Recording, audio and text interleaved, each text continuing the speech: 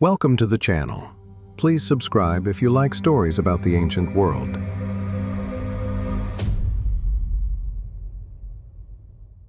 We have witnessed the rise and fall of the Chinchorro, the first masters of the Atacama coast. But when their last mummy was created, did their story truly end? Or did it simply change its form? What if the greatest civilizations of the Andes, the Moche, the Nasca, even the Inca, carried within them a hidden legacy, a cultural DNA inherited from these ancient fisherfolk?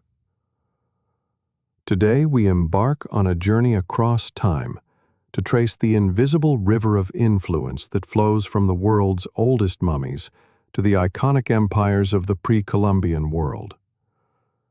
This is the story of the Chinchorro's longest-lasting creation, their enduring impact on the human spirit of the Andes. The first and most profound legacy lies in the very concept of representing the human form. The Chinchorro were the first in the Americas to practice a form of hyper-realistic portraiture in a funerary context. Their mummies were not generic effigies, they were individualized portraits, with unique wigs, facial structures, and expressions. They believed in preserving the specific identity of the person for eternity. Now, fast forward a few thousand years to the Moche civilization.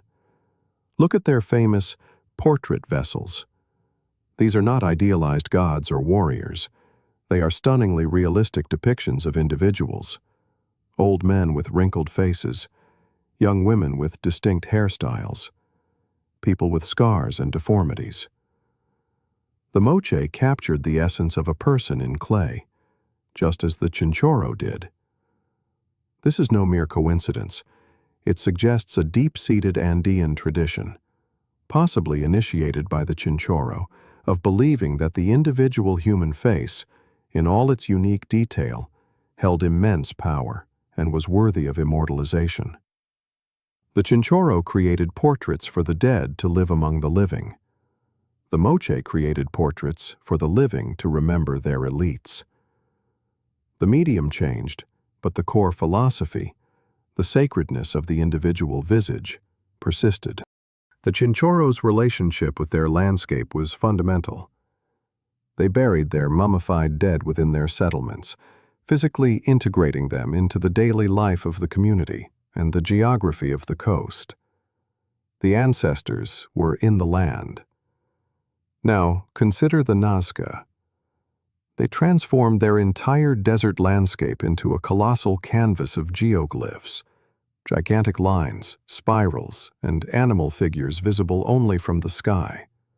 While their purpose is debated, a leading theory is that they were sacred pathways for ritual processions, connecting the living with the ancestors and the gods, who were believed to reside in the mountains and the sky. The Chinchorro integrated their dead into the immediate landscape of the home. The Nasca integrated their cosmology into the vast landscape of the desert. The scale is different, but the underlying principle is the same. The landscape is not inert. It is a living, sacred text, and humanity's ritual practices must be woven directly into its fabric.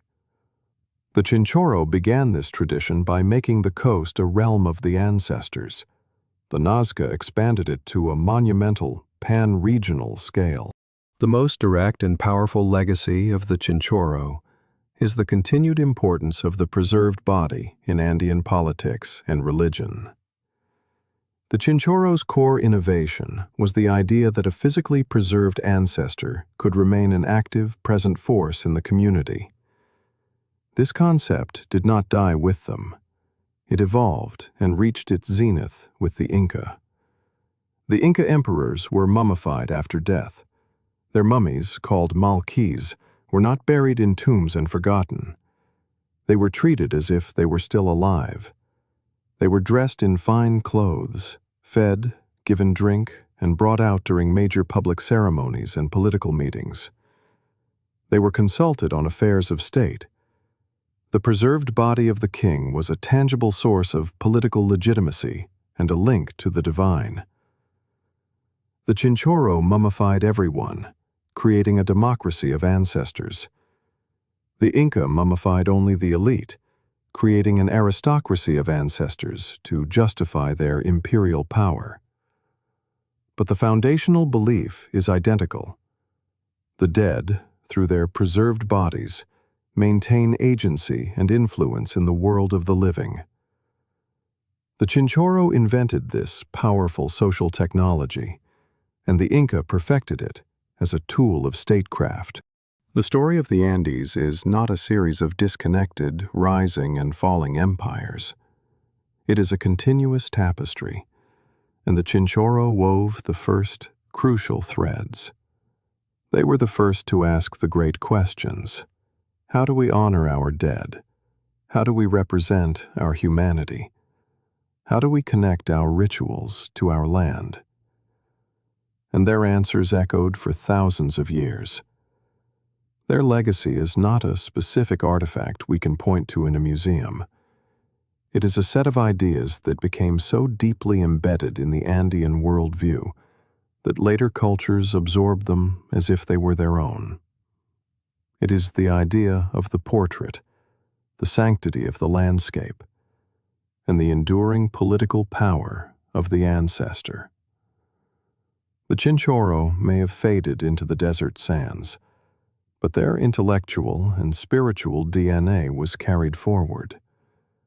They were the first voice in a long conversation that would shape one of the world's great cradles of civilization. They remind us that the mightiest empires often stand on the shoulders of the quietest, most ingenious pioneers.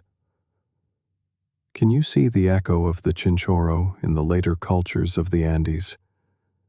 Which connection do you find the most compelling? The journey of ideas is the most fascinating history of all. Share your thoughts below, and if you want to keep tracing these ancient connections with us, support the channel, like, subscribe, and ring the bell for our next exploration.